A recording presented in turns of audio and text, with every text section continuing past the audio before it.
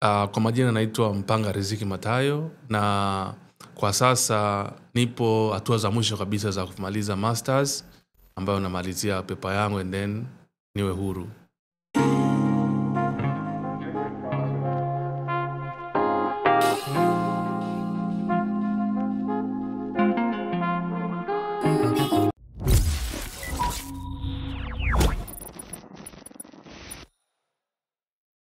Taiwan nimefika 2017 nakumbuka ilikuwa ni Oktoba bila kukosea.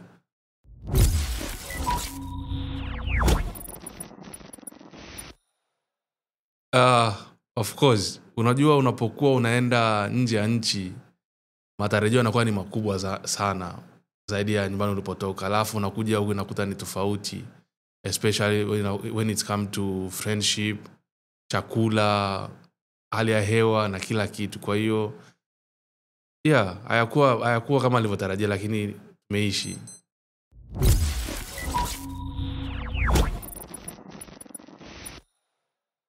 Nilikuwa ni member lakini pia nimejitolea kwa muda mrefu kwenye taasisi moja inaitwa Russian Shoots.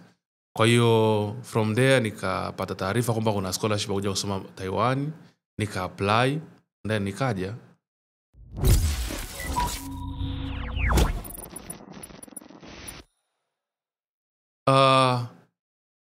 Nafikiri Taiwan ina resources nyingi when it's come to education.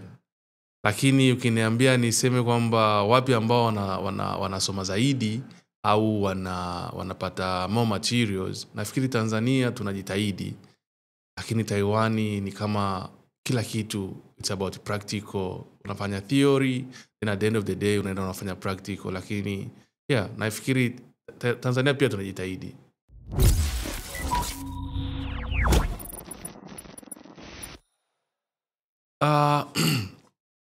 Kwa Watanzania kwa kuja Taiwan, kimasomo ni rahisi sana. Sababu kuna scholarship nyingi zinatolewa na nchi, lakini pia na taasisi tofauti. Kwa hiyo unatakiwa ujue tu kwamba usije ukaangukia tu kwenye mikono ya scammers. Lakini unapokuja kwenye kibiashara, nimekaa hapa kwa almost 8 years na sijafanya biashara yoyote kwa sababu nahisi kutokana na ile uhusiano wa Tanzania na Taiwan. Kwa hiyo ni kama vile na hofia kuanzisha kitu.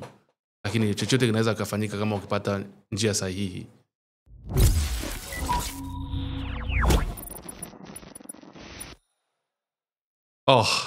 Hili swali nimelisubiria kwa muda mrefu sana.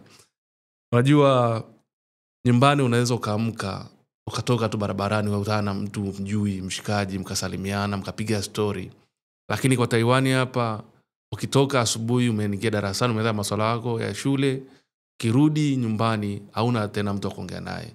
Ni kama vile una marafiki zako ni zile kuta 4 za ndani kwako. Kwa hiyo kiacha pia darasani tunaofanya hizi mishemishe za kutafuta maisha makazini, hatuna pia marafiki. Tuna watu ambao tunafanya nao kazi lakini sio marafiki zako. Huwezi ukasema kwamba leo ni weekend, Jumamosi, ngoja nimpigie fulani aje tukae mahali tupige story. Watakwambia niko busy, nimechoka. Kwa hiyo maisha ya Taiwan tunaishi, tunafanya kazi Jumatatu na Ijumaa. Ikishafika Ijumaa kwa sisi foreigners ndio tunaishi. Lakini siku nyingine zote tunapambana tu.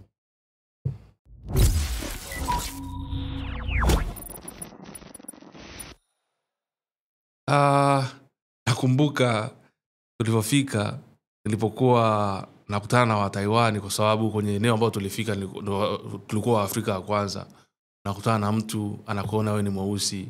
Cha kwanza anachoshangaa ni kwamba why ukiangalia mkono wako huku ni kweusi, alafu huku ni kweupe. Kwa hiyo anakuwa anashangaa. Kile kitu kwangu mimi mara ya kwanza ilikuwa kwamba why unafanya hivi, lakini mwisho wa siku nikaja nikagundua kwamba ni watu ambao hawaja sisi nikasema kwamba hawajasoma sababu wamesoma, lakini watu ambao kwamba hawajui nje ya Taiwan ilivyokaa.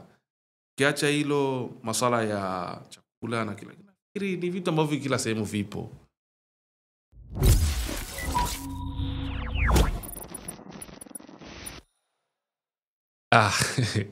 Nilijifunza Kichina, nisiwe muongo. Nilijifunza Kichina kwa mwaka mmoja darasani. Miezi 6 nilikuwa niko serious, miezi ile mingine nikaa kama unajua kwa sababu ilikuwa ni kigumu. Inapokuja kwenye masuala ya kuandika ni kama vile watu wanachora. Sasa mimi naona kama kuchora sijui, alafu na lazimishwa kukisoma Kichina, kwa hiyo nikaona bisiwezi. Lakini hawanisemi, nasikiliza.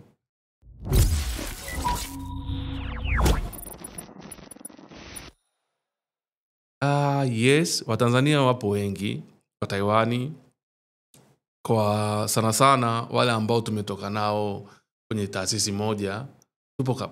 Tuna magrupu yetu ya WhatsApp, kwa hiyo mara moja tunajuliana hali. Lakini pia kuna grupu fulani, kuna washikaji fulani ambao hawa listi kila weekend ni watu ambao tunakutana hang up pamoja. Kwa hiyo Watanzania wako wengi.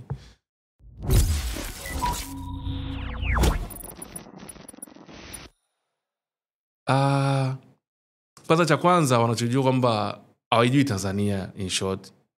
Paka tunapokuwa tunazungumza nao, wanajua kwamba Afrika ni Afrika. Then unapokuja kuambia kwamba kuna nchi kadhaa Afrika, then mimi nimetokea Tanzania, na kwamba okay, Tanzania, then unaanza kuambia mlima Kilimanjaro, Serengeti, nini na nini. Wanaenda kuifuatilia Tanzania zaidi.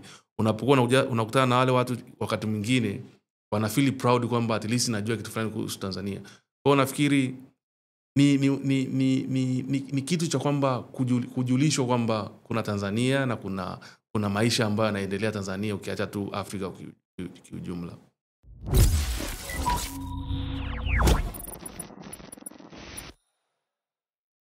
Kwa sasa hivi tunajulikana vizuri tu, kwa sababu nafikiri ukiacha tu kwamba tunavaa bendera yetu mikononi, lakini pia ule umoja wetu na kuitangaza Tanzania, to feel proud we are from Tanzania. Kwa hiyo nafikiri Tanzania tunajulikana vizuri tu. Tuna watu kibao wanafanya issue nyingi hapa Taiwan za represent Tanzania.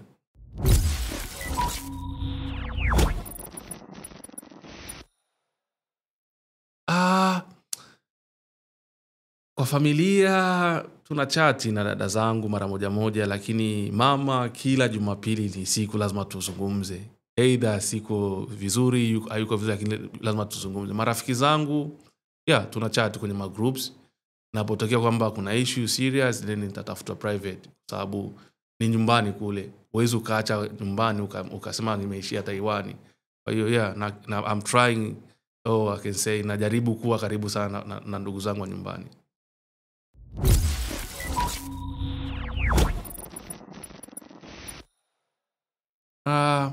Chakula mwanzoni ilikuwa ugali, nisiwe muongo, lakini kwa sasa hivi nimepata sehemu naenda kununua unga ugali.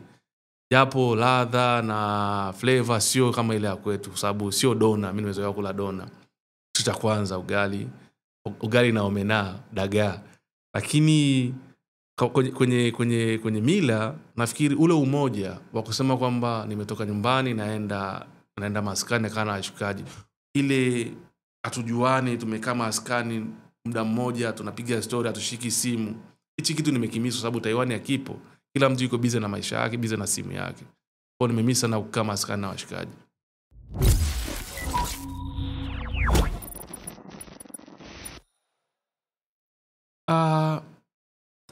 Nisiwe muongo, likizo ndo muda ambao unatafuta maisha kwa Taiwan, kwa sababu sina mtu ambaye naweza nikasema kwamba nahitaji anitumie pesa au nifanye kitu fulani.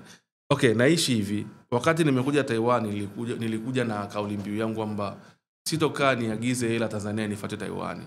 Kwa hiyo nitapambana kadri ya uwezo wangu kuhakikisha kwamba naendesha maisha yangu mimi peke yangu pasipo kusumbua familia yangu. Kwa hiyo likizo napambana. Lakini nilikuwa nyumbani kwa sababu nimekuja huku before COVID, kwa hiyo nikaenda nyumbani 2023, na Mwenyezi Mungu akijalia mwaka huu hapa Disemba na mpango wa kwenda kwa sababu ya Christmas na mwaka mpya. Nimemisa na vibe la Wachaga, kula nyama choma, unajua, na mbege.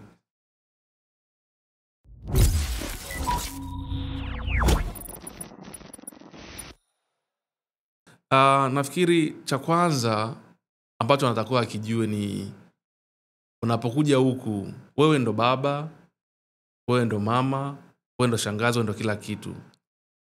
Ukiacha kwamba ujitegemee, kwa sababu hivi navisema kwa sababu kwamba inabidi ujitegemee, ujue kwamba sasa hivi naenda kukua. Lakini kingine, hii ni nchi ambayo ina amani. Kwa hiyo kama una tabia ambayo labda umekuwa nayo ukiwa nyumbani Tanzania, unapokuja Taiwan inabidi kwanza uiache. Imetushape sisi wengine.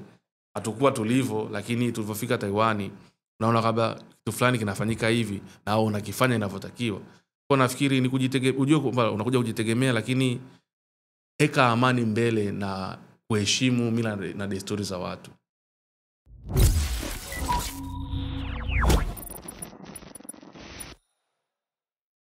Kwanza, kama nyumbani kuna fursa, baki nyumbani, fanya fursa nyumbani.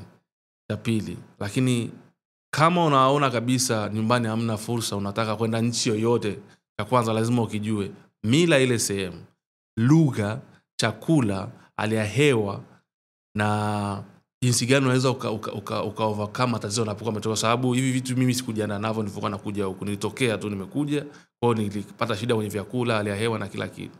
Kwa nafikiri cha kwanza uangalie unaenda kukifanya, uhakikishe kwamba hauingii kwenye mikono ya polisi, kwa sababu mwisho wa siku tunataka sisi ni wapambanaji, tunatafuta maisha. Kama unaenda sehemu alafu unajikuta umeingia kwenye matatizo ya polisi, yani unarudishwa nyumbani. Kwa hiyo nafikiri ni kuijua sehemu husika vizuri kabla hujaamua kwenda.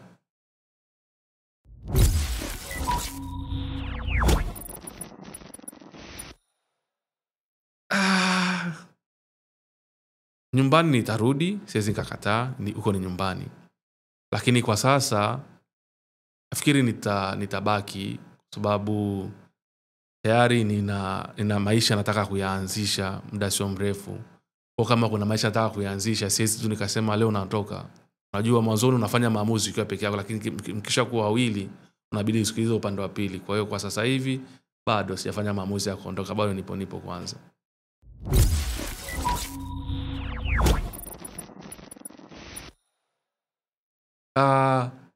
Kwa kweli kuongea Kiswahili kwa muda mrefu kama umeishi Taiwan ni changamoto. Hapa nimejitahidi kadri ya uwezo wangu kukiongea. Sijasema nimekisahau, lakini unajua ukishakuwa unakutana na watu tofauti unaongea lugha yoyote.